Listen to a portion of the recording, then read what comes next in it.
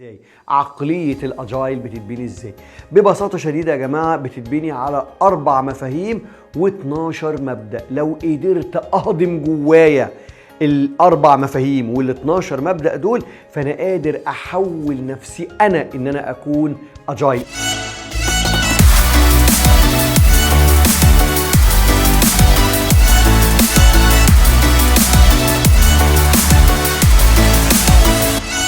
اهلا بيكم. اتكلمنا عن being agile و doing agile. تعالوا نخش بقى being agile بتتبني ازاي؟ عقلية الاجايل بتتبني ازاي؟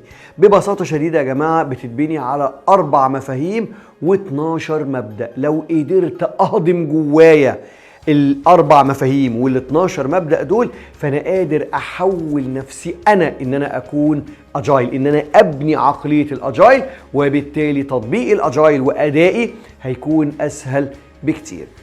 4 مفاهيم دول هتلاقوهم موجودين في حاجة تسمى اجايل مانيفستو، البيان الاول للاجايل. اول مرة تم الكلام عن كلمة اجايل كان سنة 2001، والناس اللي اتكلمت عن الاجايل او صاغت افكارها في مبدأ الاجايل او مفهوم الاجايل او مصطلح الاجايل حطت الكلام ده في 4 جمل جوه الاجايل مانيفستو. تعالوا نعدي عليهم واحدة ورا التانية وبسرعة.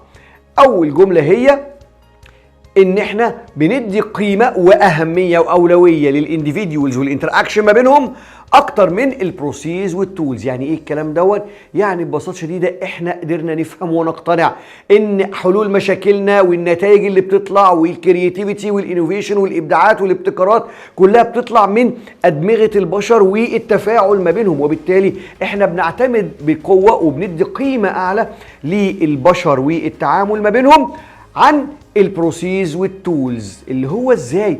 اللي هو ببساطة شديدة احنا بنحط الناس في بيئة آمنة. بيئة آمنة يعني ايه؟ بيئة ان احنا نجرب ونغلط، اتس اوكي. تعالوا نتفاعل مع بعض، تعالوا نتعامل مع بعض، تعالوا نجرب مع بعض، ومن تجاربنا ومن تفاعلنا ومن دردشتنا ومن كلامنا ومن الانوفيشن بتاعتنا هنقدر نطلع بحلول للمشاكل اللي احنا واقفين قدامها، هنطلع بحلول للسيتويشنز اللي احنا عايزين نعملها، هنطلع بابتكارات تحسن من اداء وات ايفر الحاجة اللي احنا داخلين عليها. فحلولنا وابتكاراتنا واختراعاتنا كلها بتيجي من أدمغة البشر والتفاعل ما بينهم، مش بتيجي من التزامنا ببروسيس معينة زي ما هي مكتوبة أو من تطبيقنا لتولز معينة زي ما اتشرح لنا ونشتغلها ازاي. لا، الموضوع جاي بالعكس.